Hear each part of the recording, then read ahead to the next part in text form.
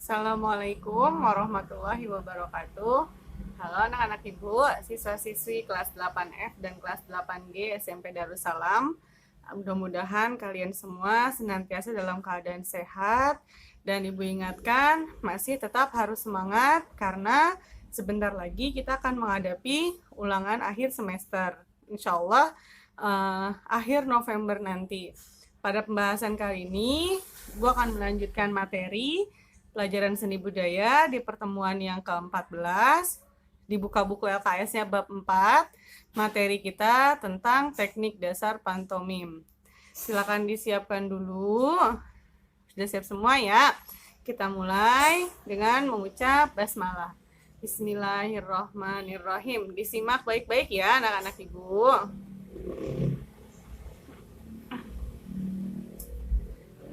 Bab 4 tentang teknik dasar dalam pantomim. Apa itu pantomim? Pantomim adalah pertunjukan teater. Teater itu berarti pertunjukan drama. Tapi bedanya apa? Pantomim tanpa kata-kata. Jadi kalau drama itu dialog, bicara. Nah, kalau pantomim itu teater tanpa kata-kata. Jadi apa yang dilakukan? Yaitu yang dimainkan dengan gerak dan ekspresi wajah yang biasanya diiringi dengan musik. Jadi pantomim itu menceritakan sebuah pementasan drama dengan ekspresi wajah hanya dengan gerak, jadi tanpa suara atau tanpa kata-kata.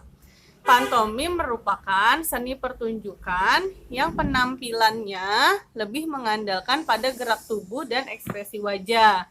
Pantomim dalam bahasa Latin berasal dari kata pantomimus yang artinya meniru segala sesuatu. Jadi yang namanya pantomim itu dia meniru gerakan atau meniru kata-kata menjadi gerakan. Pantomim merupakan suatu pertunjukan teater yang menggunakan tubuh dalam bentuk ekspresi wajah atau gerak tubuh sebagai dialog. Jadi dalam pantomim itu ekspresi wajahnya sama gerak tubuhnya, gerak tangannya, jalannya itu sudah menggambarkan kata-kata dalam teks drama ya. Kemudian kekuatan utama dari gerak pantomim adalah gerak imajinatif, artinya gerak bayangan atau gerak peniruan. Jadi berdasarkan imajinasi. Seolah-olah sedang memegang benda, meskipun bendanya tidak ada. Jadi nggak ada bendanya dan nggak bilang kalau benda itu sedang dipegang. Seolah-olah ada di suatu tempat yang ramai, walaupun sedang sendiri sebenarnya, aslinya gitu ya. Tapi saat pementasan menggambarkan suasana seperti itu. Gerakan-gerakan yang menggambarkan suatu peristiwa harus diyakini benar seolah-olah peristiwanya nyata. Jadi dibuat sedemikian rupa seolah-olah peristiwa itu memang nyata gitu, ada. Walaupun sebenarnya hanya pementasan. Tanpa suara, ingat ya, tanpa kata-kata. Pertunjukan pantomim biasanya bersifat lucu, menghibur, ya, humoris, dan gerakannya komikal. Komikal itu berarti biasanya mengambil dari tema komik atau mengangkat dari cerita komik yang lucu. Gerakan-gerakan yang ditampilkan merupakan hasil dari pengolahan gerak yang diselir atau yang digayakan. Jadi ditirukan gitu gerakannya. Kemudian perpaduan antara gerak-gerik tubuh yang menarik serta ekspresi wajah yang memiliki karakter tersendiri tadi akan membuat pantomim menjadi sajian tontonan yang bagus. Kalau kamu lihat adegan pantomim, pasti di wajah mereka itu dilukis gitu ya, dicat. Tujuannya supaya apa? Tadi menggambarkan ekspresi wajah tadi, ya. Tujuannya seperti itu. Teknik dasar dalam bermain pantomim. Nah, sebelum kita bermain pantomim, ada teknik dasar yang harus dilakukan. Yang pertama adalah latihan olah tubuh. Karena dia menggunakan gerak badan, maka harus ada latihan olah tubuhnya. Beberapa tahapan yang dilakukan dalam olah tubuh yaitu pelenturan tubuh atau stretching, pemanasan, dan pendinginan. Tahap pelenturan dilakukan dengan melenturkan seluruh persendian tubuh dan peregangan urat-urat sendi dari mulai kaki, pinggang, pinggul, tangan, bahu, dan sekitar kepala. Jadi pokoknya dari mulai anggota badan, anggota tubuh yang digunakan untuk mengekspresikan pantomim tadi gitu ya. Kalau nggak ngerti latihan olah tubuh tuh kayak pemanasan, senam ringan sebelum mulai olahraga gitu ya. Cuma kalau ini sebelum mulai mementaskan drama. Yang pertama, bagian kepala. Lakukan gerakan kepala ke kiri ke kanan, ke depan dan ke belakang secara teratur, pelan-pelan dan berulang. Jadi mulai dari gerak kepala nih, ke kiri, ke kanan gitu ya, bolak-balik, terus ke depan, ke belakang secara teratur, pelan-pelan, biasanya berulang 88 gitu ya. Kalau kita lagi pemanasan kan seperti itu. Setelah itu lakukan gerakan memutar kepala secara penuh, kemudian berganti arah sebaliknya, muter kepala yang gini ya, tuh terus dan di sebaliknya. Dilakukan secara berulang sampai dirasakan cukup. Nah, efek yang akan dirasakan adalah terasa otot ringan, ototnya menjadi ringan di bagian kepala. Jadi nanti kalau misalkan pas gerak yang menggunakan kepala dia udah bisa, dia udah ringan. Kemudian yang selanjutnya adalah bagian tangan. Kekuatan tangan pada pantomim sangat penting dalam melakukan gerakan imajinatif. Jadi tangan itu kan berfungsi sekali karena dia tidak bicara. Latihan pada tangan ditunjukkan untuk mengolah persendian, kekuatan otot, dan kelenturan otot tangan. Pengolahan gerak tangan lebih variasi karena dapat dilakukan ke segala arah. Tangan dapat dilakukan lurus ke atas, ini ya, terus ke samping, seperti ini misalnya, kemudian ke depan, memutar, melentikan jari gini ya, serta gerakan lainnya. Ini harusnya kita praktek ya, nggak apa-apa ya, tapi Bu yakin kamu semua paham kok.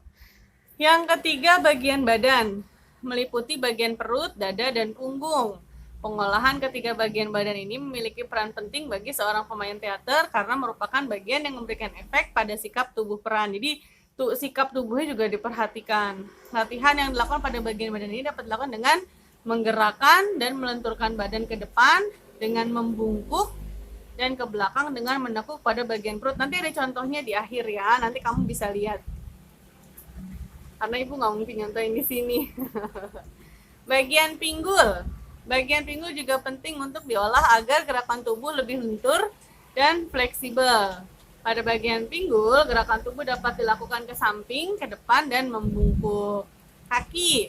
Kaki memiliki peran penting. Kekuatan kaki perlu dilatih sehingga kita dapat tetap tegak berdiri di atas panggung. Kaki itu penting sekali karena kalau nervous juga efeknya akan ke kaki nanti, ya. Misalkan berdiri di atas satu kaki merupakan salah satu latihan keseimbangan tubuh. Tahap pemanasan dilakukan setelah otot-otot dan persendian tubuh lentur dan siap untuk bergerak sebebas mungkin, meliputi gerakan staccato atau gerakan patah-patah dan legato atau gerak mengalir. Contoh latihan. Lakukanlah latihan dengan kedua tanganmu seolah-olah menempel di cermin. Jadi kesannya berdua, jadi kamu latihannya di kaca. Geserkan dan pindahkan posisi telapak tanganmu dalam berbagai posisi. Jadi tempelin tangan kamu nih di kaca. Nih, tempelin tangan kamu di kaca, dikasih jarak gitu ya. Nah, terus digeser ke kanan ke kiri. Pokoknya pindahin posisinya gitu, berubah-ubah. Ya, dicoba di rumah ya, Nak. Kemudian lakukanlah seolah-olah tubuhmu adalah sebuah rumput alang-alang yang tertiup angin dari berbagai arah. Jadi kayak goyang-goyang gitu. Dilenturin badannya. Rasakan tubuhmu bergerak ke kiri ke kanan, ke depan dan ke belakang secara lembut. Bayangin aja kamu lagi jadi rumput, ketiup angin tuh gimana sih gitu ya. Yang ketiga, ekspresi wajah. Latihan ekspresi wajah bisa dilakukan di depan cermin dengan menggambarkan berbagai ekspresi, misalnya senyum, sedih, sedih, kesel gitu ya, macam-macam. Di antaranya ketika kita dalam kondisi sedih, senang, gembira, kecewa, atau marah ya. Kemudian bentuk penampilannya ada yang namanya pantomim tunggal, dimainkan oleh satu orang, namanya tunggal ya, sendiri. Biasanya tema dan adegan yang ditampilkan berupa permasalahan yang dihadapi oleh seseorang dalam berbagai kondisi. Misalnya orang yang sedang berada di jalanan, bingung mau menyeberang, kemudian hujan dan angin datang. Atau misalkan orang yang sedang kebingungan karena kehilangan sesuatu, itu kan sendiri tuh dia nyari-nyari. Nah, pokoknya kalau pantomim tunggal itu banyak tema yang bisa diambil karena mainnya sendiri. Yang kedua, namanya pantomim berpasangan. yaitu pantomim yang dimainkan oleh dua orang, pasangan kan berdua, ya. Tema dari adegan yang biasa ditampilkan tentunya keunikan dari dua orang yang saling merespon gerak-gerak yang lucu. Jadi geraknya saut-sautan gitu ya, berkesinambungan. Coba lakukan bersama temanmu adegan di bawah ini, karena temanmu di rumah adalah keluarga. Coba aja lakukan berdua. Yang pertama, dua orang sedang tarik menarik tambang, jadi pura-pura kayak tarik tambang gitu ya, padahal hanya pura-pura gitu, tanpa kata-kata, tanpa hore-hore, nggak usah gitu ya. Yang kedua, dua orang sedang mendorong roda pasir yang berat dengan jalan menanjak sampai mengeluarkan pasirnya gitu ya. Oke, kemudian yang selanjutnya adalah pantomim kelompok. Pantomim kelompok biasa dilakukan oleh dari dua orang atau secara berkelompok. Geraknya dapat dibuat seperti adegan menirukan gerakan sekelompok bebek yang sedang digembala petani. Jadi rame-rame gitu ya, lebih dari dua.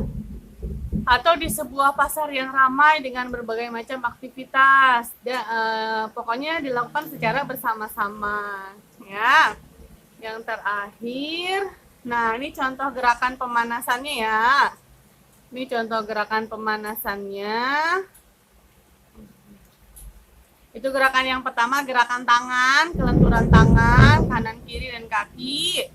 Gerakan yang kedua lurus, kemudian dikepal gitu ya. 4, 5, 6, 7, dan seterusnya.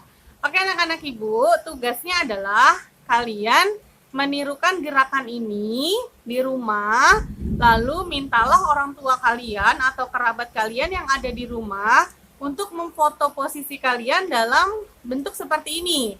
Jadi kamu pas lagi begini nih, atau lagi ngerentangkan tangan, atau lagi begini misalnya, difoto sama orang tuamu. Nah, nanti ada 7 foto sesuai dengan gerakan ini, dikirimkan ke link Google Form yang disertakan bersama dengan video ini.